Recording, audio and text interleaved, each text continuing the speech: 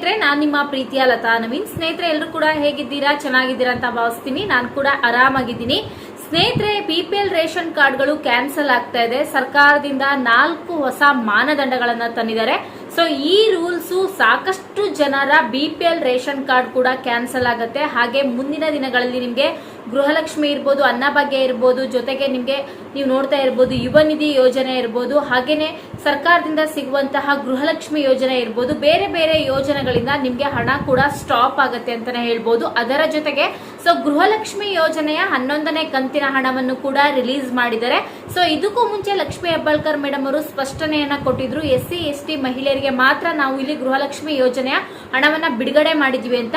ಆದ್ರೆ ಈಗ ಎಲ್ಲಾ ಮಹಿಳೆಯರಿಗೂ ಗೃಹಲಕ್ಷ್ಮಿ ಯೋಜನೆಯ 11ನೇ ಕಂತಿನ ಹಣ ಜಮಾ ಆಗ್ಲಿಕ್ಕೆ ಸ್ಟಾರ್ಟ್ ಆಗಿದೆ. ಆದ್ರೆ ಇಲ್ಲಿ ಸಾಕಷ್ಟು ಜನರ ಬಿಪಿಎಲ್ ರೇಷನ್ ಕಾರ್ಡ್ ಯಾರ್ಯಾರ ಹತ್ರ ಇದೆ ಅದೆಲ್ಲದೂ ಕೂಡ ಕ್ಯಾನ್ಸಲ್ ಆಗತ್ತೆ. ಇದನ್ನ ಸ್ವತಃ ಮುಖ್ಯಮಂತ್ರಿಗಳಾಗಿರುವಂತಹ ಸಿದ್ದರಾಮಯ್ಯ ಸರ್ರೆ ಹೊಸ ರೂಲ್ಸ್ ಅನ್ನ ಮಾಡಿದ್ದಾರೆ.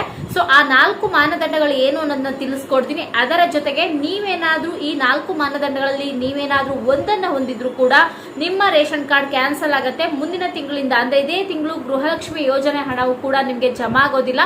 ಅದು ಏನು ಅನ್ನೋದನ್ನ ಕಂಪ್ಲೀಟ್ ಆಗಿ ವಿಡಿಯೋದಲ್ಲಿ ತಿಳಿಸ್ಕೊಡ್ತೀನಿ. ವಿಡಿಯೋನ ದಯವಿಟ್ಟು ಯಾರು ಕೂಡ ಸ್ಕಿಪ್ ಮಾಡದೆ ಕೊನೆ ತನಕ ನೋಡಿ. ಯಾಕಂದ್ರೆ ಇಲ್ಲಿ ಸರ್ಕಾರ ಹೊಸ ರೂಲ್ಸ್ ಅನ್ನ ಜಾರಿ ಮಾಡ್ತಾ ಇದೆ. ಆ ಒಂದು ಕಾರಣಕ್ಕೋಸ್ಕರ ಸೊ ವಿಡಿಯೋನ ಕೊನೆವರೆಗೂ ನೋಡಿ. ಹಾಗೆ ವಿಡಿಯೋ ಇಷ್ಟ ಆದಲ್ಲಿ ವಿಡಿಯೋಕ್ಕೆ ಒಂದೇ ಒಂದು ಲೈಕ್ ಕೊಡಿ. ದಯವಿಟ್ಟು ವಿಡಿಯೋನ ಪ್ರತಿಯೊಬ್ಬರ ಮಹಿಳೆಯರಾಗ್ಲಿ ಪುರುಷರಿಗೆ ಶೇರ್ ಮಾಡಿ.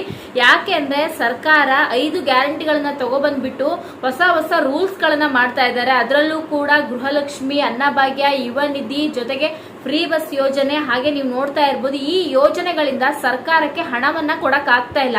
ಅದಕ್ಕೋಸ್ಕರ ಈ ರೇಷನ್ ಕಾರ್ಡ್ ಗಳನ್ನೇ ಕ್ಯಾನ್ಸಲ್ ಮಾಡ್ಬಿಟ್ರೆ ಗೃಹಲಕ್ಷ್ಮಿ ಯೋಜನೆ ಕೊಡೋದು ಇರಲ್ಲ, ಅನ್ನಭಾಗ್ಯ ಯೋಜನೆ ಕೂಡ ಕೊಡೋದಿರಲ್ಲ ಅನ್ನೋದು ಒಂದು ಹೊಸ ತೀರ್ಮಾನವನ್ನ ಮಾಡ್ಬಿಟ್ಟಿದೆ. ಸೊ ಅದು ಏನು ಅನ್ನೋದನ್ನ ನಿಮ್ಗೆ ಕಂಪ್ಲೀಟ್ ಆಗಿ ತಿಳಿಸ್ಕೊಡ್ತೀನಿ. ದಯವಿಟ್ಟು ವಿಡಿಯೋನ ಕೊನೆವರೆಗೂ ನೋಡಿ. ಹಾಗೆ ನನ್ನ ಚಾನಲ್ಗೆ ನೀವೇನಾದ್ರೂ ಹೊಸಬ್ರಾಗಿದ್ರೆ ಸ್ನೇಹಿತರೆ, ಪ್ರತಿ ಸಾರಿ ತಿಳಿಸ್ಕೊಡುವ ಹಾಗೆ ಲತಾ ನವೀನ್ ಕನ್ನಡ ಚಾನಲ್ನ ಸಬ್ಸ್ಕ್ರೈಬ್ ಮಾಡ್ಕೊಳ್ಳೋದ್ರ ಜೊತೆಗೆ ವಿಡಿಯೋಕ್ಕೆ ಒಂದು ಲೈಕ್ ಕೊಡಿ. ದಯವಿಟ್ಟು ವಿಡಿಯೋನ ಶೇರ್ ಮಾಡಿ. ಸ್ನೇಹಿತರೆ, ಹೊಸ ಮಾನದಂಡಗಳನ್ನ ಮೊದಲನೇದಾಗಿ ನಿಮ್ಗೆ ತಿಳಿಸ್ಕೊಡ್ಬೇಕಂದ್ರೆ ಸ್ವಲ್ಪ ಬೇಜಾರು ಕೂಡ ಆಗತ್ತೆ. ಆದ್ರೆ ಸರ್ಕಾರದ ಮೇಲೆ ಕೋಪ ಕೂಡ ಬರುತ್ತೆ. ಯಾಕಂದ್ರೆ ಗೃಹಲಕ್ಷ್ಮಿ ಯೋಜನೆಗೆ ಅರ್ಜಿಯನ್ನ ಹಾಕ್ಬೇಕಾದ್ರೆ ಸರ್ಕಾರ ಏನ್ ಹೇಳಿತ್ತು, ಯಾರು ಟ್ಯಾಕ್ಸ್ ಪೇ ಮಾಡಲ್ಲ, GST ಫೈಲ್ ಮಾಡ್ತಾ ಇಲ್ಲ, ಹಾಗೇನೆ ನೀವು ನೋಡ್ತಾ ಇರ್ಬೋದು ಗೌರ್ಮೆಂಟ್ ಜಾಬ್ ಅಲ್ಲಿ ಇರುವಂತಹ ಕೆಲವು ಮಹಿಳೆಯರಿಗೆ ಹಾಕ್ಬೇಡಿ ಅಂತ ಹೇಳಿತ್ತು. ಆದ್ರೆ ಈಗ ಗೃಹಲಕ್ಷ್ಮಿ ಯೋಜನೆಗೆ ಹಣವನ್ನ ಕೊಡಕ್ ಆಗಲ್ಲ ಅಂತ ಹೇಳ್ಬಿಟ್ಟು ಹೊಸ ರೂಲ್ಸ್ ಗಳನ್ನ ಜಾರಿಗೆ ತರ್ತಾ ಇದೆ. ಅದರಲ್ಲೂ ಕೂಡ ಸಾಕಷ್ಟು ಜನರ ಮಹಿಳೆಯರಲ್ಲಿ ಈಗ BPL ration card, Antyodaya ration card ಇರುವವರು ತುಂಬಾ ಜನ ಇದ್ದಾರೆ. ಇದರಿಂದಾನೇ ಗೃಹಲಕ್ಷ್ಮಿ ಯೋಜನೆ ಹಣ ಮಹಿಳೆಯರಿಗೆ ಹೋಗ್ತಾ ಇರೋದು. ಅದರಲ್ಲೂ ಕೂಡ ಈ ಬಿಪಿಎಲ್ ರೇಷನ್ ಕಾರ್ಡ್ ಜೊತೆಗೆ ಅಂತ್ಯೋದಯ ರೇಷನ್ ಕಾರ್ಡ್ ಇರುವವರು ತುಂಬಾ ನೀವೇನಾದ್ರೂ ಸರ್ಕಾರದಲ್ಲಿರುವಂತಹ ಮಾನದಂಡಗಳನ್ನ ಉಪಯೋಗಿಸಿಕೊಂಡು ಕೂಡ ಬಿಪಿಎಲ್ ರೇಷನ್ ಕಾರ್ಡ್ ನ ಹೊಂದಿದ್ರೆ ಸೊ ಇಲ್ಲಿ ನಿಮ್ಮ ರೇಷನ್ ಕಾರ್ಡ್ ಕೂಡ ಕ್ಯಾನ್ಸಲ್ ಆಗುತ್ತೆ. ಗೃಹಲಕ್ಷ್ಮಿ ಯೋಜನೆ ಕೊಡೋದು ಕೂಡ ಇರಲ್ಲ, ಹಾಗೆ ಅನ್ನಭಾಗ್ಯ ಯೋಜನೆ ಕೂಡ ನಿಮ್ಗೆ ಸಿಗಲ್ಲ ಅನ್ನೋದು ಸರ್ಕಾರದ ಒಂದು ಐಡಿಯಾ ಅಂತ ಹೇಳ್ಬಿಟ್ಟು ಸಾಕಷ್ಟು ಜನ ಪ್ರತಿವಾದಗಳನ್ನು ಕೂಡ ಮಾಡ್ತಾ ಇದ್ದಾರೆ. ಈಗಾಗಲೇ ನಿಮ್ಗೆ ಗೊತ್ತಿರುತ್ತೆ ಗೃಹಲಕ್ಷ್ಮಿ ಯೋಜನೆ 11ನೇ ಕಂತಿನ ಹಣ ಇಲ್ಲಿ SC/ST ಮಹಿಳೆಯರಿಗೆ ಮಾತ್ರ ಜಮಾ ಆಗಿದೆ, ಬೇರೆ ಯಾರಿಗೂ ಕೂಡ ಜಮಾ ಆಗಿಲ್ಲ. ಅದರಲ್ಲಿ ಕೆಲವೊಂದಿಷ್ಟು ಜಿಲ್ಲೆಗಳಿಗೆ ಈಗ ನೋಡ್ಬೋದು ಕಲಬುರಗಿ ಆಗಿರ್ಬೋದು, ಹಾವೇರಿ ಆಗಿರ್ಬೋದು, ಶಿವಮೊಗ್ಗ ಆಗಿರ್ಬೋದು, ಅಲ್ಲೆಲ್ಲಿ ಒಬ್ರೊಬ್ರು ಜನರಿಗೆ ಗೃಹಲಕ್ಷ್ಮಿ ಯೋಜನೆ ಹಣ ಬಂದಿದೆ. ಇನ್ನೂ ಕೂಡ ಮಂಡ್ಯ, ಕಲಬುರಗಿ, ರಾಯಚೂರು, ಹಾವೇರಿ, ಚಿತ್ರದುರ್ಗ, ಹಾಗೆ ಬೆಂಗಳೂರು ಗ್ರಾಮಾಂತರ, ಹಾಗೆ ನೀವು ನೋಡ್ತಾ ಇರ್ಬೋದು ಸೊ ಬೇರೆ ಬೇರೆ ಜಿಲ್ಲೆಗಳಿಗೆ, ಉಡುಪಿ ಆಗಿರ್ಬೋದು, ಶಿವಮೊಗ್ಗ ಆಗಿರ್ಬೋದು, ಸೊ ಬೇರೆ ಬೇರೆ ಜಿಲ್ಲೆಗಳಿಗೆ ಇನ್ನೂ ಕೂಡ ಗೃಹಲಕ್ಷ್ಮಿ ಯೋಜನೆ ಹಣ ಸ್ವೀಕಾರನೆ ಆಗಿಲ್ಲ. ಅದ್ರ ಜೊತೆಗೆ 9 ಮತ್ತೆ 10ನೇ ಕಂತಿನ ಹಣವು ಕೂಡ ಅವ್ರ ಹತ್ರ ಪೆಂಡಿಂಗ್ ಆಗ್ಬಿಟ್ಟಿದೆ. ಈಗ ನೋಡ್ಬೋದು ತುಂಬಾ ಜನಕ್ಕೆ 9, 10ನೇ ಕಂತಿನ ಹಣ ಕೂಡ ಪೆಂಡಿಂಗ್ ಆಗಿದೆ. ಅನ್ನಭಾಗ್ಯ ಯೋಜನೆ ಹಣ ಕೂಡ ಪೆಂಡಿಂಗ್ ಆಗಿದೆ. ಸೊ ಬಟ್ ಏನ್ ಹೇಳ್ತಿದೆ ಸರ್ಕಾರ, ನಾವು ಪೆಂಡಿಂಗ್ ಇರುವಂತಹ ಹಣವನ್ನ 11ನೇ ಕಂತಿನಲ್ಲಿ ಆಡ್ ಮಾಡ್ತೀವಿ ಅಂತ ಹೇಳ್ತಾ ಇದ್ದಾರೆ.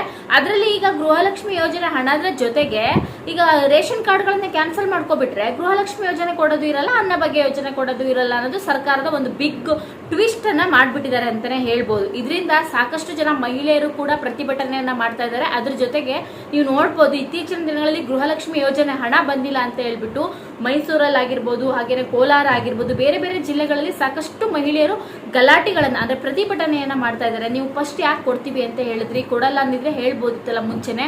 ಸೊ ಕೊಡ್ತೀನಿ ಅಂತ ಹೇಳ್ಬಿಟ್ಟು ಈಗ ಹೊಸ ರೂಲ್ಸ್ ಗಳನ್ನ ಜಾರಿ ಮಾಡುವಂತದ್ದು ಯಾಕೆ, ಸೊ ನಮ್ಗೆ ಯಾಕೆ ನೀವು ಕೊಟ್ಟಿಲ್ಲ, ಅವ್ರಿಗೆ ಮಾತ್ರ ಯಾಕೆ ಹಣ ಹಾಕಿದ್ರಿ ಅಂತ ಒಂದಿಷ್ಟು ಗೊಂದಲಗಳು ಹಾಗೆ ಚರ್ಚೆಗಳು ಕೂಡ ಹುಡ್ತಾ ಇದೆ.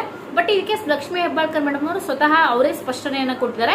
ಸೊ ಯಾಕೆಂದ್ರೆ ನಾವು ಅವರಿಗೆ ಮೊದಲ ಆದ್ಯತೆಯನ್ನ ಕೊಡ್ತೀವಿ, ಎಲ್ಲಾ ಯೋಜನೆಗಳಲ್ಲೂ ಅಷ್ಟೇ ಅಲ್ವಾ, ಮೊದಲ ಆದ್ಯತೆಯನ್ನೇ ನಾವು ಅವರಿಗೆ ಕೊಡ್ತೀವಿ. ಆ ಒಂದು ಕಾರಣಕ್ಕೋಸ್ಕರ ಗೃಹಲಕ್ಷ್ಮಿ ಯೋಜನೆಯನ್ನ ಹಣವನ್ನ ಹಾಕಿದೀವಿ ಅಂತ ಹೇಳಿದ್ದಾರೆ. ಬಟ್ ಎಲ್ಲರಿಗೂ ಬೇರೆ ಮಹಿಳೆಯರಿಗೆ ಬರುತ್ತೆ ಅಂತ ಹೇಳಿದ್ದಾರೆ. ಆದ್ರೆ ಇಲ್ಲಿ ಮುಖ್ಯಮಂತ್ರಿಗಳಾಗಿರುವಂತಹ ಸಿದ್ದರಾಮಯ್ಯ ಸರ್ ಹೊಸ ರೂಲ್ಸ್ ಅನ್ನ ಮಾಡ್ಬಿಟ್ಟಿದ್ದಾರೆ. ಇನ್ನೇನಂತಂದ್ರೆ BPL ರೇಷನ್ ಕಾರ್ಡ್ ನ ಕ್ಯಾನ್ಸಲ್ ಮಾಡ್ಬಿಟ್ರೆ ಸೊ ಇಲ್ಲಿ ಹೊಸ ರೂಲ್ಸ್ ಗೆ ಏನಾಗ್ಬಿಡುತ್ತೆ, ಅವ್ರಿಗೆ ಏನಾಗಿ ಇಲ್ಲಿ ಇರುತ್ತೆ ಅಂದ್ರೆ ಗೃಹಲಕ್ಷ್ಮಿ ಯೋಜನೆ ಕೂಡ ಕ್ಯಾನ್ಸಲ್ ಆಗುತ್ತೆ, ಅನ್ನಭಾಗ್ಯ ಯೋಜನೆ ಕೂಡ ಕ್ಯಾನ್ಸಲ್ ಆಗುತ್ತೆ ಅನ್ನೋದು ಅವ್ರದ್ದು ಒಂದು ಪ್ಲಾನ್ ಇರ್ಬೋದು. ಅಥವಾ ಇಲ್ಲಿ ಸಾಕಷ್ಟು ಜನ ನಕಲಿ ರೇಷನ್ ಕಾರ್ಡ್ ಗಳನ್ನ ಮಾಡಿಸ್ಕೊಂಡಿರ್ತಾರಲ್ಲ, ಅದು ಒಂದು ಕಾರಣ ಆಗಿರ್ಬೋದು. ಆದ್ರೆ ಮೊದಲನೆಯ ration card BPL ration card ಯಾರ್ಯಾರು ಹೊಂದಿರ್ತೀರಾ ಅವರೆಲ್ಲರೂ ಕೂಡ ದಯವಿಟ್ಟು ಈ 4 ಮಾನದಂಡಗಳನ್ನ ಗಮನಿಸಿ. ಮೊದಲನೆಯ ಮಾನದಂಡ ಏನು ಅಂತ ನೋಡಿದರೆ, ಸೊ 1 ಸ್ಕ್ವೇರ್ ಫೀಟ್ ಅಂದ್ರೆ ಈಗ 1,000 ಸ್ಕ್ವೇರ್ ಫೀಟ್ ಇರುತ್ತಲ್ಲ ಮನೆ, 1,000 ಸ್ಕ್ವೇರ್ ಫೀಟ್ ಇಂತ ಹೆಚ್ಚು ಇದ್ರೆ ಮನೆ, ಈಗ ಮನೆ ಕಟ್ಸ್ಕೊಂಡಿರ್ತೀರಲ್ಲ 1,000 ಸ್ಕ್ವೇರ್ ಫೀಟ್ ಗಿಂತ ಹೆಚ್ಚಿದ್ರೆ ನಿಮ್ಗೆ BPL ರೇಷನ್ ಕಾರ್ಡ್ ಕ್ಯಾನ್ಸಲ್ ಆಗುತ್ತೆ. ಅದಕ್ಕೂ ಅಷ್ಟಿದ್ರು ಕೂಡ ಕಡಿಮೆ ಆಗುತ್ತೆ, ಅದಕ್ಕಿಂತ ಹೆಚ್ಚಿದ್ರು ಕೂಡ ಕಡಿಮೆ ಆಗುತ್ತೆ. ಸೊ ಎರಡನೆಯ ರೂಲ್ಸ್ ಏನಂದ್ರೆ, ಸೊ 3 ಎಕರೆ ಕೃಷಿ ಭೂಮಿಯನ್ನ ಹೊಂದಿರಬಾರ್ದು, ಹಾಗೇನೆ ಒಂದು ಸ್ವಂತ ಟ್ಯಾಕ್ಟ್ರಿ ಕೂಡ ಇರಬಾರ್ದು. ಅಂದ್ರೆ 3 ಎಕರೆಗಿಂತ ಕೃಷಿ ಭೂಮಿಯನ್ನ ಹೊಂದಿರಬಾರ್ದು, ಜೊತೆಗೆ ಸ್ವಂತ ಟ್ಯಾಕ್ಟ್ರಿ ಕೂಡ ಇರಬಾರ್ದು. ಈಗ ರೈತರು ಅಂದ್ಮೇಲೆ ಟ್ಯಾಕ್ಟ್ರಿ ತಗೊಂಡಿರ್ತಾರೆ. ಎಷ್ಟೋ ಜನ ಸಾಲವನ್ನ ಮಾಡಿ ಟ್ಯಾಕ್ಟ್ರಿಗಳನ್ನ ತಗೊಂಡವ್ರಿದ್ದಾರೆ. ಅವ್ರು ಇನ್ನೂ ಕೂಡ ಲೋನ್ ಅನ್ನೇ ಕಟ್ಟಕ್ಕಾಗದೆ ಓಡಾಡ್ತಾ ಇರ್ತಾರೆ. ಸೊ ಆದ್ರೆ ಇಲ್ಲಿ ಯಾರು ಸ್ವಂತ ಟ್ಯಾಕ್ಟ್ರಿಯನ್ನು ಇಟ್ಕೊಂಡಿರ್ತಾರೋ ಅವರಿಗೆ BPL ರೇಷನ್ ಕಾರ್ಡ್ ಕ್ಯಾನ್ಸಲ್ ಆಗುತ್ತೆ ಅಂತ ಹೇಳಿದ್ದಾರೆ. ಜೊತೆಗೆ 3 ಎಕರೆಗಿಂತ ಜಾಸ್ತಿ ಕೃಷಿ ಭೂಮಿ ಜಮೀನ್ ಇದ್ರೆ, ಸೊ ಈಗ ರೈತರಿಗೆ ಆದಾಯನೇ ಕೃಷಿ ಭೂಮಿ ಜಾಸ್ತಿ ಇದ್ರೆ BPL ರೇಷನ್ ಕಾರ್ಡ್ ಕ್ಯಾನ್ಸಲ್ ಆಗತ್ತೆ ಅಂದ್ರೆ ಅವ್ರಿಗೆ ಇಲ್ಲಿ ಜೊತೆಗೆ ಟ್ಯಾಕ್ಟ್ರಿ ಕೂಡ ಸಾಲ ಮಾಡಿರ್ತಾರೆ. ಕೃಷಿಯನ್ನ ಮಾಡ್ಬೇಕು ಅಂದ್ರೆ ಸಾಲ ಮಾಡಿ ಅವರು ಬೆಳೆಗಳನ್ನ ಬೆಳೀತಾ ಇರ್ತಾರೆ, ಅಂತದ್ದು ಕೂಡ ಇಲ್ಲಿ ಕ್ಯಾನ್ಸಲ್ ಆಗತ್ತೆ ಅಂತ ಹೇಳಿದ್ದಾರೆ. ಇನ್ನು 3ನೇದು, ಸೊ ಯಾರ ಮನೇಲಿ ವೈಟ್ ಬೋರ್ಡ್ ಕಾರ್ ಇದೆ, ಈಗ ನೋಡ್ಬೋದು ಯೆಲ್ಲೋ ಬೋರ್ಡ್ ಕಾರ್ ಇದ್ರೆ ನಾವು ಬಾಡಿಗೆ ಹೊಡೆಯೋರು ಅಂತ, ವೈಟ್ ಬೋರ್ಡ್ ಕಾರ್ಡ್ ಇದ್ರೆ ಸೊ ಅವರು ಸ್ವಂತಕ್ಕೋಸ್ಕರ ಯೂಸ್ ಮಾಡೋದು. ಯಾರ ಮನೇಲಿ ವೈಟ್ ಬೋರ್ಡ್ ಕಾರ್ಡ್ ಇರುತ್ತೋ ಅವ್ರಿಗೂ ರೇಷನ್ ಕಾರ್ಡ್ ಕೂಡ ಕ್ಯಾನ್ಸಲ್ ಆಗುತ್ತೆ. ಅಂದ್ರೆ ನೀವು ವೈಟ್ ಬೋರ್ಡ್ ಅಂದ್ರೆ ಬಿಳಿ ಕಾರ್ ಅಂತ ಅಲ್ಲ, ಸೊ ಈಗ ನಂಬರ್ ಪ್ಲೇಟ್ ಹಾಕ್ತಾರಲ್ಲ ಅದು ವೈಟ್ ಬೋರ್ಡ್ ಕಾರ್ ಇದ್ರೆ, ಯೆಲ್ಲೋ ಬೋರ್ಡ್ ಅಂದ್ರೆ ಈಗ ಬಾಡಿಗೆ ಹೊಡಿತಾ ಇರ್ತಾರೆ ಅದು. ನೆಕ್ಸ್ಟ್ ಸರ್ಕಾರಿ ಕೆಲಸ ಅಂದ್ರೆ ನಿಮ್ಗೆ ಗೊತ್ತಿರುತ್ತೆ. ಸೊ ಯಾರು ಗೌರ್ಮೆಂಟ್ ಜಾಬ್ ಅಲ್ಲಿ ಇರ್ತೀರಾ, ಸೆಂಟ್ರಲ್ ಗೌರ್ಮೆಂಟ್ ಇರ್ಬೋದು ಅಥವಾ ಗೌರ್ಮೆಂಟ್ ಜಾಬ್ ಅಲ್ಲಿ ಯಾರು ಇರ್ತೀರಾ, ಸೊ ನೀವು ಅವರ ration card BPL ration card ಕೂಡ ಕ್ಯಾನ್ಸಲ್ ಆಗುತ್ತೆ. ಆಲ್ಮೋಸ್ಟ್ ಸರ್ಕಾರಿ ಗೌರ್ಮೆಂಟ್ ಜಾಬ್ ಅಲ್ಲಿ ಇರೋರಿಗೆಲ್ಲ BPL ಕಾರ್ಡ್ ಕೊಡಲ್ಲ, APL ಕಾರ್ಡೇ ಕೊಟ್ಟಿರ್ತಾರೆ.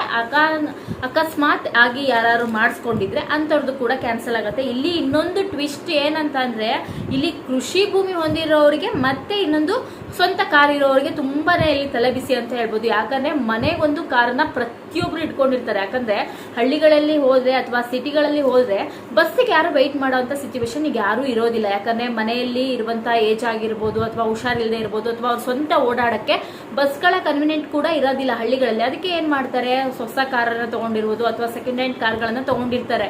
ಸೊ ಅವರು ಎಲ್ಲರೂ ಟ್ರಾವೆಲ್ ಮಾಡ್ಬೇಕಂದ್ರೆ ಕಾರಲ್ಲೇ ಹೋಗ್ತಾರೆ. ಆದ್ರೆ ಇಲ್ಲಿ ಸ್ವಂತ ಕಾರ್ ಇರೋರಿಗೆ BPL ರೇಷನ್ ಕಾರ್ಡ್ ಸಿಗಲ್ಲ ಅಂದ್ರೆ ಜನರು ಇನ್ನೂ ಕೂಡ ಕೋಪವನ್ನ ಮಾಡ್ಕೊಂತಾರೆ. ಹಾಗೆ 3 ಎಕರೆ ಜಮೀನು ಕೃಷಿ ಭೂಮಿ ಯಾರು ಹೊಂದಿರ್ತಾರೋ, 3 ಎಕರೆಕ್ಕಿಂತ ಹೆಚ್ಚಿಗೆ ಕೃಷಿ ಭೂಮಿಯನ್ನ ಹೊಂದಿರೋರು ಹಾಗೆ ಟ್ಯಾಕ್ಟ್ರಿಯನ್ನ ಯಾರು ಇಟ್ಕೊಂಡಿರ್ತಾರೋ ಅವರಿಗೂ ಕೂಡ BPL ರೇಷನ್ ಕಾರ್ಡ್ ಕ್ಯಾನ್ಸಲ್ ಆಗುತ್ತೆ ಅಂತ ಹೇಳ್ತಾ ಇದ್ದಾರೆ. ಇದು ಎಷ್ಟರ ಮಟ್ಟಿಗೆ ಸರಿ ಅನ್ನೋದು ಗೊತ್ತಿಲ್ಲ. ಇದನ್ನು ಸ್ವತಃ ಸಿದ್ದರಾಮಯ್ಯ ಸರ್ರೇ ಹೇಳಿರೋದು. ಯಾಕೆ ಅಂದ್ರೆ ಅವರು ಈ ತರ ಆಗಿ ಒಂದು ಕ್ಲಾರಿಟಿಯನ್ನ ಚೆಕ್ ಮಾಡಿ ಇಲ್ಲಿ ಪ್ರತಿ ವರ್ಷನೂ ರೇಷನ್ ಕಾರ್ಡ್ಗಳನ್ನ ಚೆಕ್ ಮಾಡ್ತಾ ಹೋಗ್ತಾರೆ. ಯಾರ್ಯಾರು ಹೊಸ ರೇಷನ್ ಕಾರ್ಡ್ಗಳನ್ನ ಮಾಡಿಸ್ಕೊಂಡಿದ್ದಾರೆ, ಯಾರ್ಯಾರಿಗೆ ನಕಲಿ ರೇಷನ್ ಕಾರ್ಡ್ ಇದೆಯಾ ಅಥವಾ ಜಾಸ್ತಿ ಆದಾಯನ ಹೊಂದಿದಾರಾ ಅಥವಾ ಗೌರ್ಮೆಂಟ್ ಜಾಬ್ ಅಲ್ಲಿ ಇದೆಯಾ, ಹಾಗೇನೆ ವೈಟ್ ಬೋರ್ಡ್ ಕಾರ್ ಇದೆಯಾ, ಹಾಗೆ ನಮ್ಮ ಮನೆ 1000 ಸ್ಕ್ವೇರ್ ಫೀಟ್ ಗಿಂತ ಹೆಚ್ಚಿದೆ, ಇದನ್ನೆಲ್ಲ ಚೆಕ್ ಮಾಡಿ ಪ್ರತಿ ವರ್ಷನೂ ಕೂಡ ಕ್ಲಾರಿಟಿಯನ್ನ ಪ್ರತಿ ವರ್ಷನೂ ಕೂಡ ಚೆಕ್ ಮಾಡ್ತಾ ಹೋಗ್ತಾರೆ, ವೆರಿಫಿಕೇಶನ್ ಮಾಡಕ್ ಹೋಗ್ತಾರೆ ರೇಷನ್ ಕಾರ್ಡ್ನ.